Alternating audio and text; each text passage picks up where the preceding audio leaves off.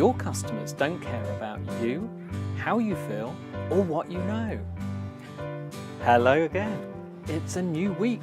Welcome to the Marketing for Owners podcast with me, John Butt, here in a very sunny Canada, Vancouver-ish. In fact, I'm on the balcony, I've had to back into a little shady bit because to get the light right. I'm squinting in my sunglasses, I can't find them. It's been raining a few days. For those of you that are not watching the video, if you want to see the videos, it's me, but hey, what can you do?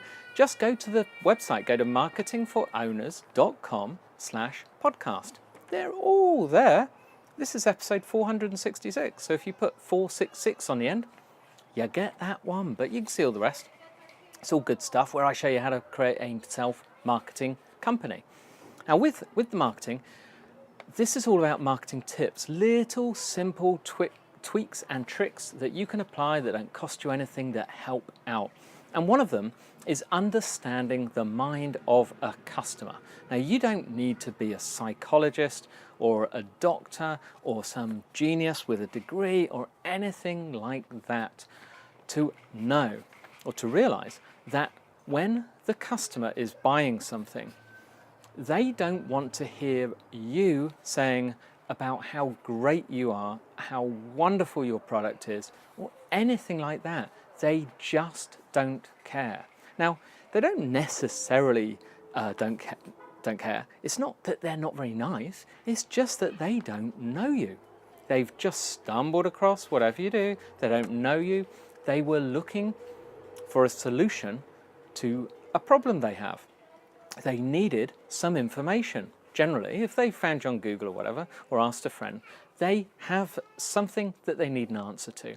Now that, therefore, is a problem, and it's their problem. It's not yours. They don't want to come along to your website and say, hey, welcome to, or we are the best, we are the biggest. They don't care. They want to get past that and find out if you have the information they are looking for. Now that information could be written content, it could be a podcast, it could be a video, it could be anything, it could be a download, it could be a course. But it could be a product, it could be a service, it could be whatever you do. But they are only in their mind. Now, they don't care whether you're having a good day or a bad day.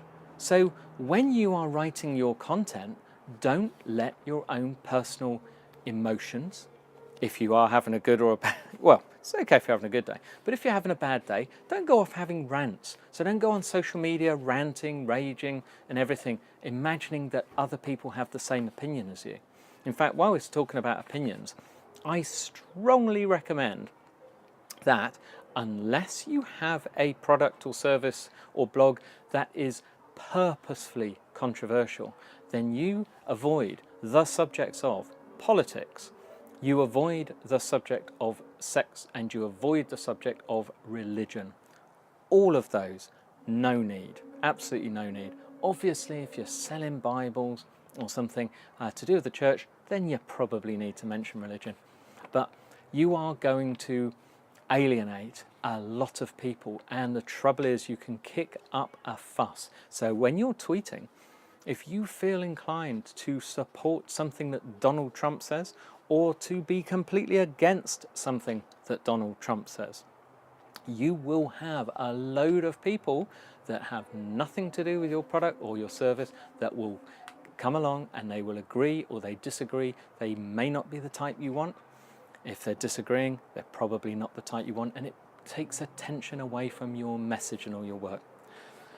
Now, as to what you know, again, you are an expert. Whatever you do, whether you are a dentist, whether you are a new dentist, or whether you've done it for 15 years, you are more of an expert at dentistry than me or anyone else who needs dentistry. But that isn't what people want. They don't want to know your expertise. They just want to hear it from their point of view. All right? So yes, you are an expert, and yes, you have to have the knowledge, and yes, you can know a lot, but they don't want to to feel that you're showing off. They just want to know that you understand them. Now, one way of doing this, I've mentioned this before, a little trick picked up from it's either Craig Ballantyne or Bedros Keuilian, two fantastic experts. Look them both up. But if you are trying to put it in the customer's point of view, whenever you make a statement, if you add the term "so that" on the end, so if you say, for instance, I don't know, you're a dentist and you offer a fastest teeth whitening service. Now that's a feature, that's all about you, your product. But if you say, so that you, so you see, that is going to finish that sentence off, whatever you're going to say is going to be some benefit to the client, to the reader, to the potential customer. And that's what you're after. You want it, in their opinion, you want it to be a benefit to them so they feel it solves their problem. Now on that, it could be so that you don't have to take time off work, so that you don't have to wait so long for the results, so that you can be ready for the ball, prom, whatever it is. Something like that. Make sure that you know who your customers are, and then make sure you know their language.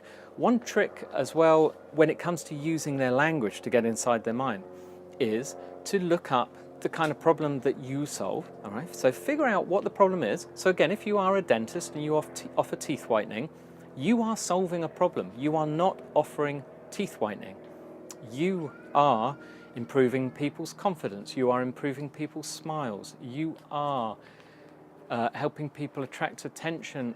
Whatever it is, you are doing something for them. Go onto forums, Google teeth whitening forum. Just put those terms in. You will find a ton of forums dedicated to the subject, a ton of mentions on other forums that are just dedicated to general subjects. But these are real people asking questions and getting real answers from just general everybody. That means they won't use trade talk. They'll use the kind of talk, the kind of words that we normal people use, because we're not in the business. We don't understand how the trade works. We don't understand all the technical terms. We'll just use. So for instance, I'm talking here about teeth whitening.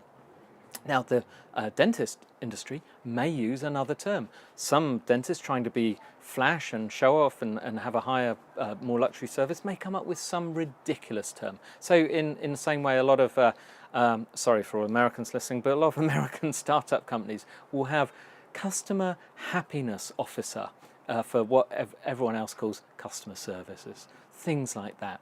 Just find the everyday language that people use and use those words when you describe them. Use powerful words, but use ones that everyone else uses, not the ones that the trade use.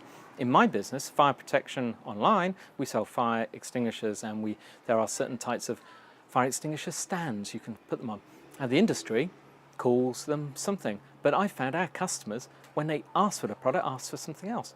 So we call them what the customers call them. Completely different thing.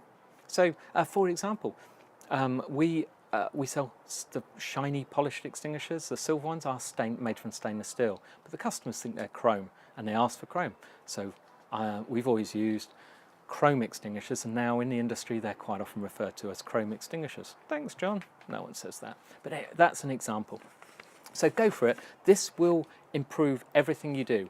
Emails, copywriting, leaflets, brochures, your website words, everything. Give this information to the people who do the writing for you if you don't do it yourself. If they're not doing it, get them to do it again. If they can't understand, find someone that does. They will be called a copywriter. Okay, end of lecture. It is a Monday, so we have book for the week. Now this is a very interesting book I've been reading. It's called Coach Your Own Life by Jeff Archer. That's Jeff with Jeff. That is not, all you English people, that is not Jeffrey Archer, who is infamous in the UK, at least as an author. But I'll read out what they say as a blurb, because it's hard for me to describe. But it says, if you're looking to improve your professional and personal performance, Do your goals and ambitions need an overhaul or a complete rethink? And what it does is it takes you through a whole process. It is like an entire coaching guide, but it's got loads of little tips and tricks and loads of bits to help you. It is an entire coaching system. People pay thousands for this kind of stuff. This has it all. You don't need assistance. Go for it. Do not pay out a ton of money for personal coaching and so on before you've gone through something like this. It will help you no end. I think it's a great book. It's extremely well written. Jeff certainly knows what he's talking about, but it's the format of the book that interests me. It's extremely well laid out. It's one that I recommend you actually buy the physical book and look at it, because you'll make notes and you want to copy some of the examples. By the way, they have loads and loads of examples of all the stuff they suggest you do. They have an example of here's one we've done earlier. Excellent. Anyway, go try that. Coach Your Own Life by Jeff Archer. Beware of other similar sounding books. I will be back with you tomorrow.